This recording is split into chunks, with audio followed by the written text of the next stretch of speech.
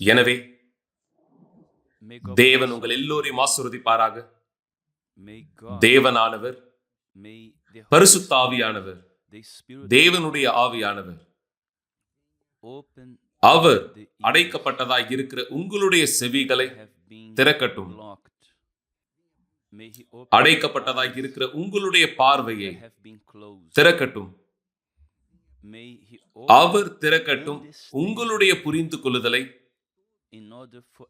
நீங்கள் எல்லோருமாய் புரிந்து கொள்ளும்படியாக அவருடைய வார்த்தையானதை ஒருமுறை நீங்கள் அதை கீழ்ப்படியும் பொழுது, அவருடைய வார்த்தையை கீழ்ப்படிந்து அவருடைய வார்த்தையின்படி நீங்கள் நடக்கும் பொழுது, அப்பொழுது நீங்கள் கைப்பற்றுவீர்கள்.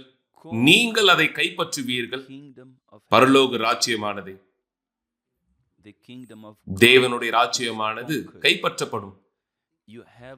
நீங்கள் அந்த காரியத்தை கைப்பற்ற வேண்டியதாக இருக்கிறது, தேவனுடைய ராஜ்யத்தை. இதுதான் இயேசுவானவர் அவர் நமக்கான வாய்ப்பாய் கொடுத்திருக்கிறார். அவர் அப்படியாக சொன்னார்.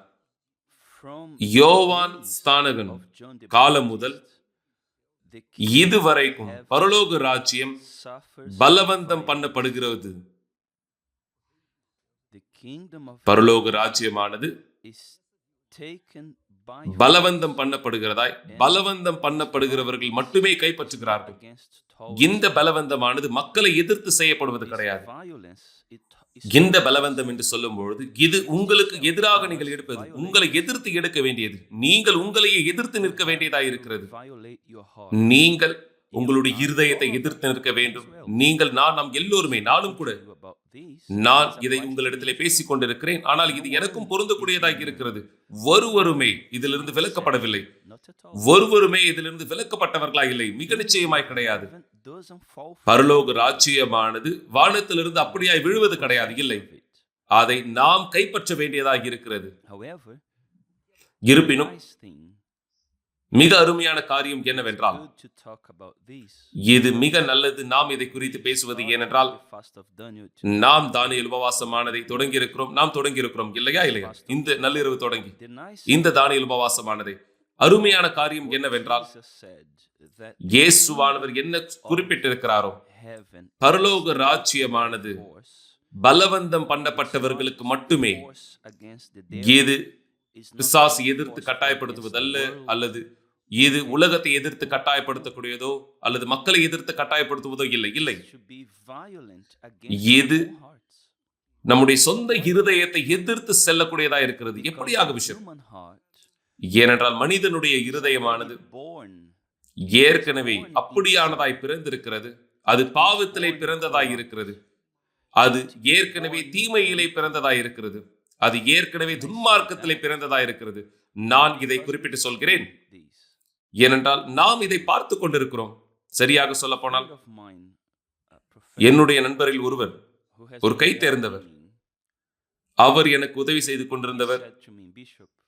அவர் என்னிடத்தில் அப்படியாக சொன்னார், பிஷப், இது மிக ஆர்வத்துக்குரிய ஒன்று. ஏனென்றால் என்னுடைய சகோதரியின் மகள் 2 வயதாகிறது.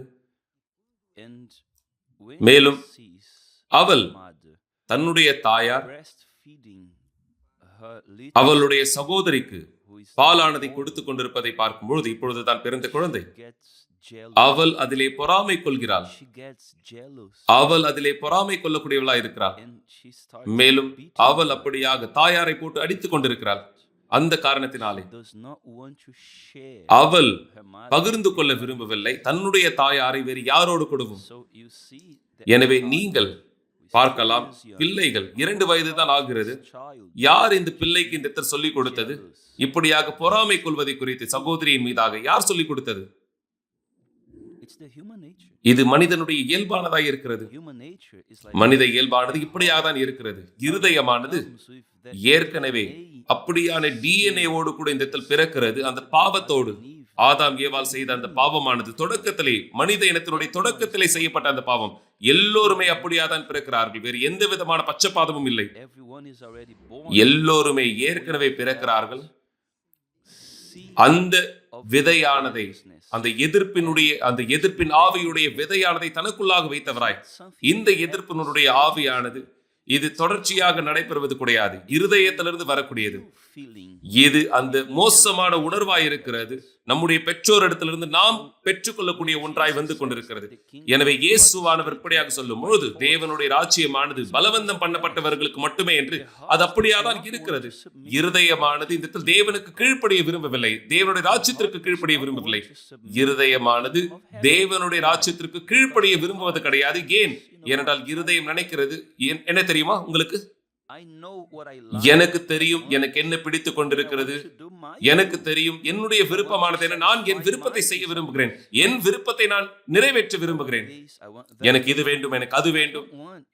எனக்கு தேவனானவர் எனக்கு முடிவெடுப்பதை நான் விரும்பவில்லை. ஒரு கணவரையோ ஒரு மனைவியையோ நான் விரும்பவில்லை. தேவனானவர் அவருடைய விருப்பமானதை என்னுடைய யோசனைகளிலே வைப்பதை நான் விரும்பவில்லை. அதுதான் இருதயமானதா இருக்கிறது. எனவே நீங்கள் அப்படியாக கைப்பற்ற வேண்டுமேயானால் பரலோக ராஜ்யமானதை அப்பொழுது நீங்கள் கீழ்ப்படிந்தாக வேண்டும். உங்களுடைய விருப்பமானதை எதிர்த்து எது ஏற்கனவே உங்கள் இருதயத்திற்குள்ளாக பிறந்ததாய் இருக்கிறது. இருதயமானது ஒரு தொழிற்சாலையாய் இருக்கிறது, விருப்பங்களையும் மாமிச இச்சைகளையும் உணர்வுகளையும் தூண்டக்கூடிய ஒன்றாக. எனவே நீங்கள் எப்பொழுது கீழ்ப்படுகிறவராய் இருக்கிறீர்களோ, அல்லது நீங்கள் எப்பொழுது உங்கள் விருப்பத்தை தேவனுடைய விருப்பத்திற்கு கீழ்ப்படிய செய்கிறீர்களோ, இருதயமானது அதை விரும்புவது கிடையாது, இருதயம் அதை விரும்புவது கிடையாது. எனவே நீங்கள் அதை கைவிட வேண்டியதாக இருக்கிறது, நீங்கள் அதை இந்த கைவிட வேண்டியதாக இருக்கிறது. நீங்கள் இந்த கீழ்ப்படிந்தாக வேண்டும். நீங்கள் ஒன்று கீழ்ப்படிந்தாக வேண்டும், அல்லது மீதமுள்ள எல்லா நாட்களும் நீங்கள் கஷ்டப்பட வேண்டும். உங்கள் வாழ்க்கை முழுவதிலும் நித்திய காலத்திலும் கூட வேறு வழியானதில்லை இந்த சூழ்நிலையானதை மாற்றுவதற்கு. நீங்களாக செயல்படாத பட்சத்திலே, நீங்கள் இந்த இடத்தில் உங்களுடைய விருப்பங்களை மறுதலிக்காத பட்சத்திலே இதுதான் நடக்கும். இது எளிமையானது, இது இந்த இடத்தில் மிக எளிமையானது புரிந்து கொள்வதற்காக இந்த உதாரணமானதை நாம் சொல்லும் பொழுது. ஆனால் இது எளிமையான காரியங்களாக இந்த இடத்தில் இருக்கிறது, மிக ஆர்வத்துக்குரியதாகவும் கூட இருக்கிறது. ஏனென்றால் உங்களுக்கு தெரியும், எனக்கு தெரியும், நம் எல்லோருக்குமே தெரியும், நாம் மனித இனமாய் இருக்கிறோம். நாம் எல்லோருமே நம்முடைய விருப்பத்தை உடையவராய் இருக்கிறோம். ஆனால் உதாரணத்திற்கு நீங்கள் ஒரு மேஜையிலே அமர்ந்து கொண்டிருக்கிறீர்கள். உதாரணத்திற்கு என்னுடைய சூழ்நிலையிலே எப்பொழுது நான் பயணம் செய்து செல்கிறேனோ, ஒரு மாநிலங்களுக்கோ இல்லை ஒரு போதகருடைய வீட்டிற்கோ இப்படியாக நான் பயணம் போகும்பொழுது, அவர்கள் வழக்கமாக எங்களுக்கு சிறந்ததை இந்த இடத்தில் அவர்கள் படைக்கக்கூடியவராக இருக்கிறார்கள், சிறந்ததை பரிமாறுகிறார்கள். சில நேரத்திலே மிக அதிகமான வாய்ப்புகள் இந்த இடத்தில் எங்களுக்கு வைக்கப்படுகிறது. சுவையான உணவுகளாய், இந்த இடத்தில் பொருட்களாய், பல விஷயங்கள். ஒரு போதகருடைய மனைவி இந்த இடத்தில் வருகிறார், பிஷப் இந்த கேக்கானதை உங்களுக்கு செய்திருக்கிறேன். இன்னொரு மனைவி இந்த இடத்தில் அப்படியாக வந்து சொல்கிறார், பிஷப் நான் இதை செய்திருக்கிறேன், அதை செய்திருக்கிறேன். இப்படியாக இந்த மேஜையானது முழுவதிலும் பரிபூரணத்தினால் நிரப்பப்பட்டதா இருக்கிறது, மிக அழகானதாக, ஈர்க்கக்கூடிய வண்ணமாக. மேலும் இது உடனடியாக என்னுடைய வாயானது இந்த எச்சில் ஊறும்படியாய் செய்கிறது. இருப்பினும் என்னுடைய அளவுகளானது எனக்கு இருக்கிறது. தனிப்பட்ட விதத்திலே நான் அளவுகளை உடையவனாய் இந்த இடத்தில் இருக்கிறேன். உணவு என்று சொல்லி வரும்பொழுது சில குறிப்பிட்ட விஷயங்கள் நான் இந்த இடத்தில் நிறுத்தும்படியா இந்த இடத்தில் இருக்கிறது. சில குறிப்பிட்ட உணவுகளை நான் சாப்பிடக்கூடாது. என்றால் நான் அப்படியாக செய்வேனே ஆனால் நான் என்னுடைய ஆரோக்கியத்திலே பிரச்சனையை சந்திக்க வேண்டியதாக இருக்கும். நான் சாப்பிடுவேனே ஆனால் அதில் எனக்கு பிரச்சனையை உண்டாக்கும். மேலும் என்னால் சாப்பிட முடிந்த அந்த உணவும் கூட, நான் சாப்பிடக்கூடிய அந்த உணவும் கூட, நான் சாப்பிடக்கூடிய அந்த உணவு இன்னும் சாப்பிடும் பொழுதும் கூட நான் அதை பார்த்து கொள்ள வேண்டும். நான் அதிகப்படியாக எனக்கு தேவையானதை விட அதிகம் சாப்பிடாதபடிக்கு. ஆனால் நம்முடைய இருதயமானது அங்கு இந்த இடத்தில் இருக்கும். உங்களுக்கு தெரியுமே, ஆனால் யார் நம்ம இருதயத்திலிருந்து பேசுவது? நம்முடைய பார்வை இந்த இடத்தில் பேசுகிறது. நம்முடைய பார்வையானது செய்திகளை இருதயத்திற்கு அனுப்புகிறது. இதை பார், எவ்வளவு அருமையான சுவையோடு இருக்கும். உண்மையாக நாம் அதை சாப்பிட விரும்புவோம். இந்த காரியம், அந்த காரியம், இது அது என்று பல விஷயங்கள். நான் சொல்வது உங்களுக்கு தெரியும், நான் சொல்வது உங்களுக்கு தெளிவாய் புரிகிறது எனக்கு தெரியும். நீங்கள் யார் ஏற்கனவே இந்த ஒரு டயட்டை இருக்க தீர்மானித்தீர்களோ, எடையை குறைக்கும்படியாக, மிக நிச்சயமாய் நீங்கள் உங்களை பார்த்துக் கொள்ள வேண்டியதா இருக்கிறது. எல்லா நேரத்திலும் இந்த காரியமானது நீங்கள் நாம் எல்லோருமே நம்முடைய இருதயத்தை எதிர்த்து நிற்க வேண்டியதா இருக்கிறது, நம்முடைய விருப்பத்தை எதிர்த்து நிற்க வேண்டியதா இருக்கிறது. நம்முடைய விருப்பங்களை, நம் விருப்பம் அதிகம் சாப்பிட வேண்டும் என்று, ஆனால் நம்மால் முடியாது, நாம் அதை தவிர்த்துக் கொள்ள வேண்டும். எனவே உங்களுக்கு அந்த சுய கட்டுப்பாடானது இருக்க வேண்டும். யார் ஒருவருக்கு அந்த சுய கட்டுப்பாடானது இல்லையோ அவர்கள் எடையானது அதிகரிக்கும், அவர்கள் மோசமாய் உணர்வார்கள். அங்கு அதனுடைய விளைவுகளை அவர்கள் சந்திக்க நேரிடும். அது அவர்களுக்கு நன்மையானதா இருக்காது. எனவே நீங்கள் உங்களை எதிர்த்து நிற்க வேண்டும், உங்களுடைய இருதயத்தை எதிர்த்து நிற்க வேண்டும். இதுதான் தொழிற்சாலையா இருக்கிறது விருப்பங்களுக்கு, இந்த விருப்பங்களுக்கு, இந்த மாமிச இச்சைகளுக்கு, இப்படியாக பல விஷயங்கள். எனவே அநேக நேரம் வேதாகமமானது இந்த மாமிசத்தை குறித்து பேசுகிறது. மாமிசமானது அது ஆவிக்கு எதிர்த்து நிற்கக்கூடியதா இருக்கிறது. பரிசுத்த ஆவியானவருக்கும் பரிசுத்த ஆவியானவர் மாமிசத்தை எதிர்த்து நிற்கிறவராய் இருக்கிறார். மேலும் மாமிசம் என்று சொல்லும்போது அது இருதயத்தை குறிப்பிடுகிறது. இது இருதயமாகத்தான் இருக்கிறது. இந்த விருப்பங்கள், இந்த வாஞ்சையானதை இந்த வைக்கக்கூடியதாகும். எனவேதான் அருமையான நண்பர்களே, இது ஒரு போராய் இருக்கிறது. உதாரணத்திற்கு நாம் தானியேல் உபவாசமானதை தொடங்கி இருக்கிறோம். எனவே இயற்கையாகவே நாம் நம்முடைய இருதயத்தை புறக்கணிக்க வேண்டியதா இந்த இருக்கிறது. நாம் அப்படியாக இந்த செய்திகளை இந்த விலக்கிக் கொள்ளும்படியாக, இந்த உலக ரீதியான செய்திகளை தவிர்த்துக் கொள்ளும்படியாக, எது இஸ்ரவேல் தேசத்திலே நடந்து கொண்டிருக்கிறதோ இந்த செய்தியானதை, எது உக்ரைனிலே நடந்து கொண்டிருக்கிறது அந்த செய்திகளை, இப்படியான செய்திகள், ஆப்பிரிக்கா நாட்டிலே என்ன நடந்து கொண்டிருக்கிறது, அங்கு இருக்கக்கூடிய போர்கள், ஆப்பிரிக்கா நாட்டிலே நடக்கக்கூடிய இந்த போர்களை குறித்து ஒருவரும் பேசுவது கிடையாது. ஆனால் அங்கு பல மரணங்களானது, இழப்புகளானது நடந்து கொண்டிருக்கிறது. உக்ரைன் இஸ்ரவேலிலே நடப்பதை பார்க்கிலும், ஆனால் அதை குறித்து இந்த பேசுவதில்லை. இது ஆப்பிரிக்கா நாடா இருக்கிறதுனாலே சமூக வலைத்தளங்களானது ஆப்பிரிக்கா நாட்டை குறித்து பேச ஆர்வமானது இந்த இல்லை. ஆனால் அதுதான் நிஜமானதா இருக்கிறது, அதுதான் உண்மைத்தன்மையானதா இருக்கிறது. நீங்கள் யார் அப்படியாக இந்த தொடங்குகிறீர்களோ உங்களை நீங்கள் இந்த எல்லைக்குள்ளாக வைத்துக் கொள்ளும்படியாக என்ன நடந்து கொண்டு இருக்கிறது என்று நீங்கள் தெரிந்து கொள்ள விரும்புவீர்கள். ஆனால் நீங்கள் தெரிந்து கொள்ள வேண்டுமே, ஆனால் அதையும் நீங்கள் நிறுத்துவீர்கள்.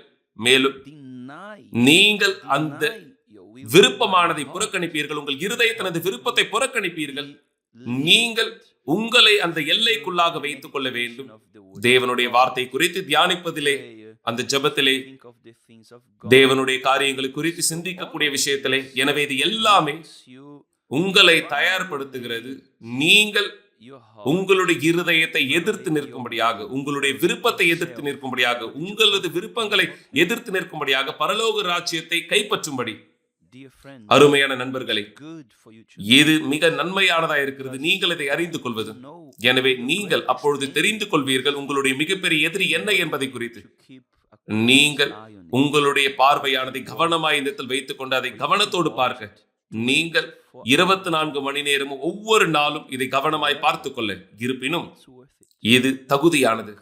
ஏனென்றால் நீங்கள் எதிர்த்து நிற்கக்கூடியவராயிருப்பீர்கள். உங்களுடைய விருப்பத்தை நீங்கள் இந்த உலகத்தின் ராஜ்யத்தை கைப்பற்றும்படியாக இல்லை, இந்த பாவத்தினுடைய ராஜ்யமானது இல்லை. ஆனால் நீங்கள் பரலோக ராஜ்யமானது, தேவனுடைய ராஜ்யத்தை கைப்பற்றுவதற்காக, பரலோக ராஜ்யத்தை கைப்பற்றுவதற்கு இதுதான் மிகப்பெரிய பரிசானதாய் இருக்கிறது. யாரெல்லாம் ஜெயம் கொள்ளக்கூடியவராயிருக்கிறார்களோ, யார் ஜெயம் கொள்கிறவராயிருக்கிறார்களோ, இயேசுவானவர் அதை சொல்லி இருக்கிறார். ஜெயம் கொள்கிறவர்கள், யார் ஒருவர் ஜெயம் கொள்கிறவராயிருக்கிறார்களோ அவர்களுக்கு நான் இதை, அந்த காரியத்தை, இதை எல்லாவற்றையும் தருவேன். நீங்கள் உங்களையே ஜெயித்து வர வேண்டியதா இருக்கிறது, உங்களையே நீங்கள் ஜெயிக்க வேண்டியதா இருக்கிறது. அதன் மூலமாக நீங்கள் கைப்பற்ற முடியும் பரலோக ராஜ்யமானதை.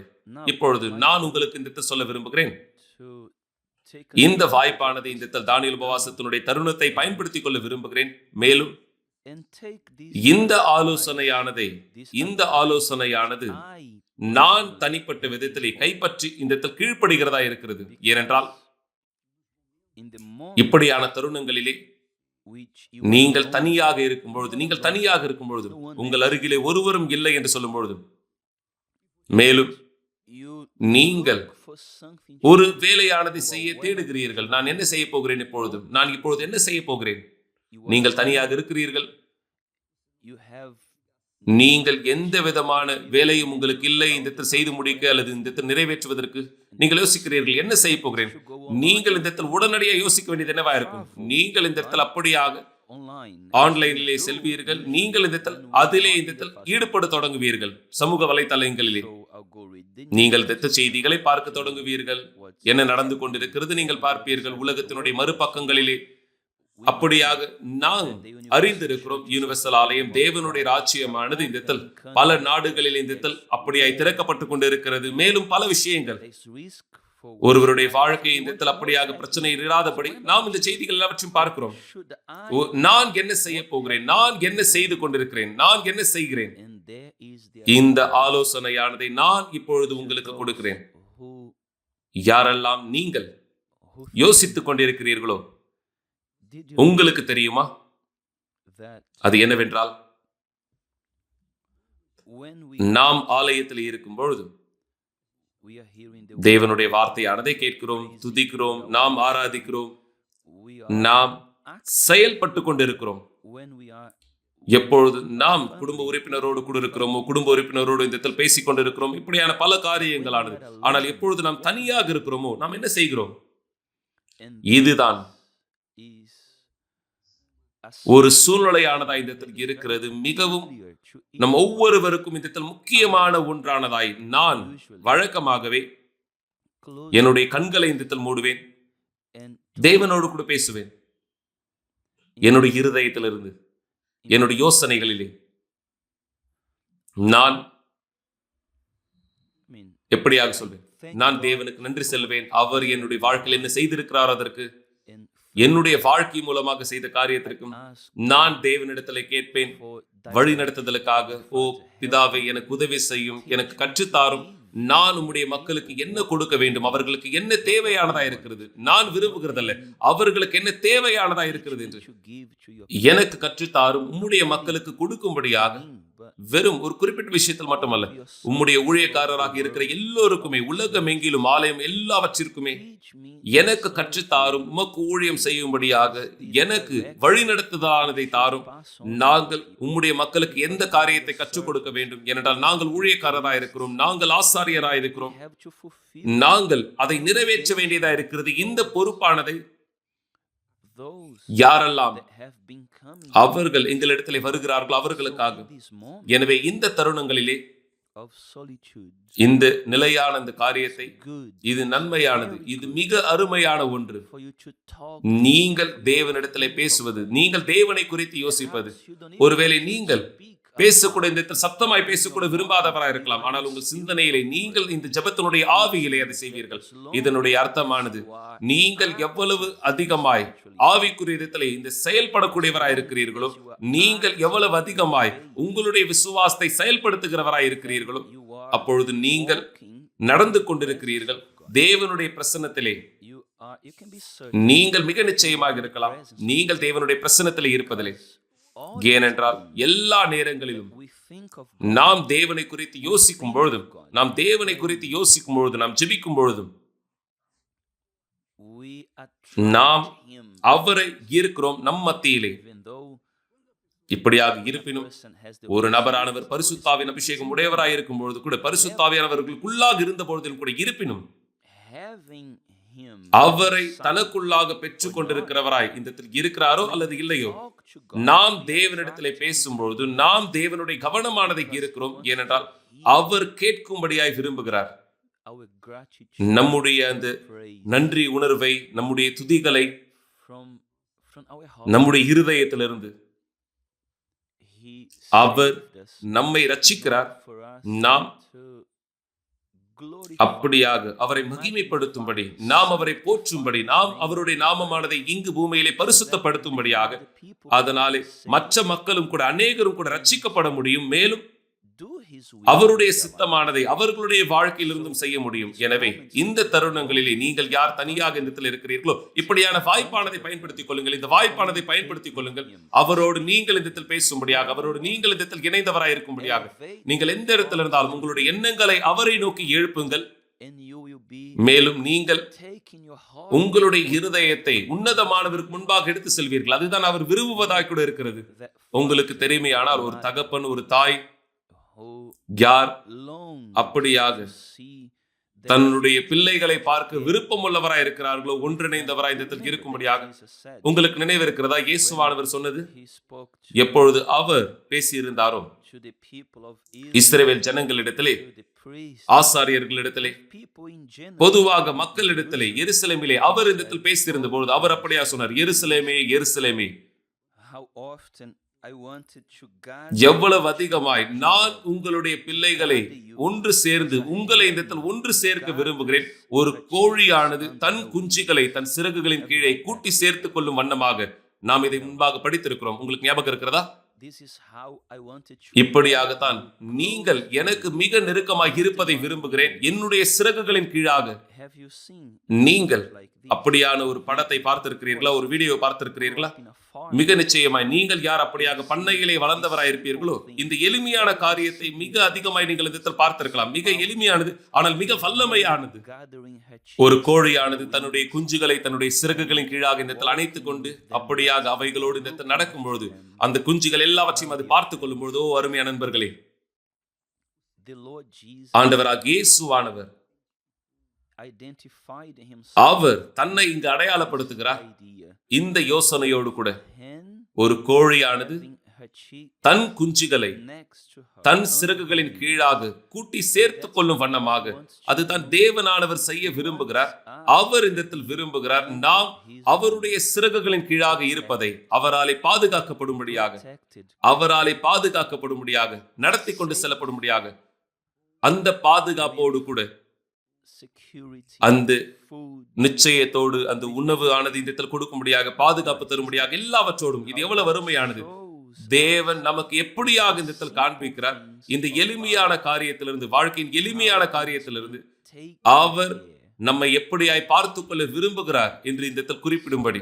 எனவே advantage of இந்த வாய்ப்பானதை பயன்படுத்திக் கொள்ளுங்கள். நீங்கள் not just in யாரெல்லாம் the days of the fast, தனியாக இருக்கிறீர்களோ, வெறும் இந்த தானியல் உபவாசத்தின் நாட்கள் மட்டும் கிடையாது. உங்கள் வாழ்க்கையின் எந்த நாளாக இந்த இருந்தாலும், இந்த 21 நாளாக இருந்தாலும் கூட, இந்த உபவாசம் முடிந்தாலும் கூட, நீங்கள் இதை இந்த இடத்தில் செயல்படுத்துங்கள்.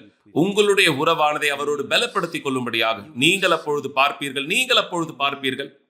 you will நீங்கள் அந்த காரியத்தை அனுபவித்து பார்ப்பீர்கள். தேவனோடு கூட இந்த தேன் நிலவானதை நான் அதை செய்து கொண்டிருக்கிறேன். wonderful this is. இது எவ்வளவு அற்புதமானதா இந்த இடத்தில் இருக்கிறது, எவ்வளவு நன்மையானதா இந்த இடத்தில் இருக்கிறது என்றால், நீங்கள் தனியாக இருக்கும் பொழுது உங்களுக்கு சுதந்திரமானது இருக்கிறது. தேவனோடு கூட பேசும்படியாக, சத்தமாகவும் தெளிவாகவும் Even silent அல்லது மென்மையாக பேசாமலும் கூட மௌனமாய் concentrate நீங்கள் கவனம் செலுத்த முடியும் உங்களுடைய எண்ணங்களிலே with him. அவரோடு கூட. இது உண்மை இல்லையா? But if there's ஆனால் உங்கள் அருகிலே ஒருவர் இருப்பாரே, ஆனால் அப்பொழுதும் இயற்கையாகவே நீங்கள் அந்த நபருக்கு கவனம் கொடுக்க வேண்டியதா இருக்கிறது, உங்கள் அருகில் இருக்கக்கூடியவருக்கு. எனவே சில நேரத்திலே அந்த நபர் அப்படியான சில காரியத்தை பேசும்பொழுது, சில குறிப்பான தலைப்புகளை குறித்து பேசும்பொழுது, அது நீங்கள் யோசிப்பதோடு தொடர்பில்லாததா இருக்கலாம். for you எனவே இது கடினமானதா இருக்கும். தேவனுடைய பிரசன்னத்திலே நுழையும் பொழுது, ஒருவர் உங்கள் பக்கத்திலே இடத்தில் இருக்கும் பொழுது, அந்த நபரும் கூட அதே காரியத்தை யோசிக்கிறவராய் இருந்தாலே தவிர, அந்த நபரும் தேவனுடைய விஷயங்களை யோசித்தால், எனவே இந்த வாய்ப்பானதை நீங்கள் பயன்படுத்திக் கொண்டு யோசியுங்கள். இதை குறித்து யோசித்து பாருங்கள். இயேசுவானவர், நான் I will get இந்த வசனமானது இந்த இடத்தில் எடுக்கிறேன். speaks about இயேசுவானவர் Jesus. அவர் He இந்த இடத்துல இதை குறித்து பேசியிருக்கிறார். இந்த பிள்ளைகளை குறித்து, இஸ்ரவேல் பிள்ளைகளை குறித்து, தேவனுடைய பிள்ளைகளை குறித்து. how இது எவ்வளவு அற்புதமானது. தேவன் மிக அற்புதமானவர், அவர் மகிமைக்குரியவர். இயேசுவானவர் இப்படியாக சொன்னார், oh, எருசலேமே எருசலேமே, Jerusalem, எருசலேமே எருசலேமே, who killed தீர்க்கதரிசிகளை கொலை செய்து and stoned உன்னிடத்தில் those. அனுப்பப்பட்டவர்களை கல்லெறிவீர்களா? How often I wanted to guard கோழி தன் குஞ்சுகளை தன் சிறகுகள் கீழே கூட்டி சேர்த்துக் கொள்ளும் வண்ணமாக as a hen நான் எத்தனை தரம் gathers her உன் பிள்ளைகளை கூட்டி under, சேர்த்துக் கொள்ள மனதாய் இருந்தேன், but உங்களுக்கோ you were not. மனதில்லா போயிற்று. Luke நீங்கள் this இதை இந்த இடத்தில் பார்க்கலாம். லூக்கா என்கிற புஸ்தகத்திலும் மத்தேயு என்ற புஸ்தகத்திலும் பேசப்பட்டதா இருக்கிறது. எருசலேமிலே தீர்க்கதரிசிகளை கொலை செய்து அவராலே அனுப்பப்பட்டவர்களை கல்லெறிந்து கொன்றார்கள். எவ்வளவு அதிகமாய் நான் இந்த இடத்தில் விரும்புகிறேன், உன்னுடைய பிள்ளைகளை இந்த இடத்தில் என்னோடு கூட இந்த இடத்தில் கூட்டிக் கொள்ளும்படியாக, கோழை தன் குஞ்சுகளை சிறகுகளின் கீழே சேர்த்துக் கொள்ளும் வண்ணமாக. ஆனால் நீயோ மனதில்லாதிருந்தாய். உனக்கு இது தெரியுமா? தேவனானவர் அவர் உங்களோடு கூட இந்த உறவிலே இணைய விரும்புகிறார். தேவன் உங்களோடு கூட இந்த இடத்தில் பகிர்ந்து கொள்ள விரும்புகிறார் அவருடைய மகிமையானதை. இந்த வசனமானது சொல்வது இது கிடையாதா? இந்த தீர்க்க தரிசனமானது முந்தின ஆலயத்தின் மகிமையை பார்க்கிலும், முந்தின ஆலயத்தினுடைய மகிமை என்று சொல்லும்பொழுது எது? முந்தின ஆலயம் என்று சொல்லும்பொழுது எது? முந்தின ஆலயம், முந்தின வீடு என்று சொல்லும்பொழுது யாரெல்லாம் அவர்கள் பரிசுத்தாவியானவரை பெற்றுக் கொண்டார்களோ அவர்கள். யாரெல்லாம் பரிசுத்தாவியை பெற்றவர்களாய் இருக்கிறார்களோ அவர்கள். அல்லது நீங்கள் பரிசுத்தாவியானவரை பெற்றவராய் இருப்பீர்கள், ஆனால் நீங்கள் முந்தின ஆலயமாயத்தில் இருக்கிறீர்கள். முந்தின ஆலயத்தினுடைய மகிமையை பார்க்கிலும் பிந்தின ஆலயத்தினுடைய மகிமை, பிந்தின ஆலயத்தினுடைய மகிமையானது முந்தின ஆலயத்தின் மகிமையை பார்க்கிலும் பிந்தின ஆலயத்தினுடைய மகிமை. பரிசுத்தாவியானவர் சாலமோன் மண்டபத்தின் மீது வந்து இறங்கும் பொழுது, சாலமோன் மண்டபமானது தேவனுக்காய் இந்த இடத்தில் கட்டப்பட்டது. தேவனுடைய மகிமை பூமியிலே விளங்கும்படியாக. யோசித்து பாருங்கள், தேவனுடைய மகிமையானது உங்கள் மீது வந்து இறங்குமானால், பரிசுத்தாவியானவர் உங்கள் மீது வந்து இறங்கும் பொழுதும், எனவே நீங்கள் அப்படியாக அந்த குஞ்சுகளை போல உணர்வீர்கள். ஒரு கோழியின் சிறகுகள் கீழாக இந்த இடத்தில் இருப்பதை போல அந்த தாய் கோழியினுடைய சிறகுக்கு கீழாக. யோசித்து பாருங்கள், உங்களுடைய வாழ்க்கை எவ்வளவு வித்தியாசமானதா இருக்கும். அப்பொழுது ஆம், நீங்கள் ஆவியிலே இருப்பீர்கள், சத்தியத்திலும் இருப்பீர்கள். நீங்கள் அந்த நிலைமை உள்ளவராய் இருப்பீர்கள். தேவனை மகிமைப்படுத்தும்படியாக, அவரை உயர்த்தும்படியாக, தேவனை நீங்கள் இந்த உங்கள் உதடு வார்த்தைகளாலே போற்றும்படியாக கூட. சரியா? எனவே தேவனுக்கு மகிமை உண்டாவதாக. இந்த விசுவாசத்திலே முன்னோக்கி செல்லலாம். இந்த தானியேல் உபவாசத்திலே இந்த நாள் தொடங்கி தேவன் உங்கள் எல்லோரையும் ஆசீர்வதிக்கட்டும். நாளை உங்களை சந்திக்கிறேன் ஆண்டவராக இயேசு கிறிஸ்துவின் நாமத்தினாலே. ஆமென். தேவனுக்கு மகிமை உண்டாவதாக.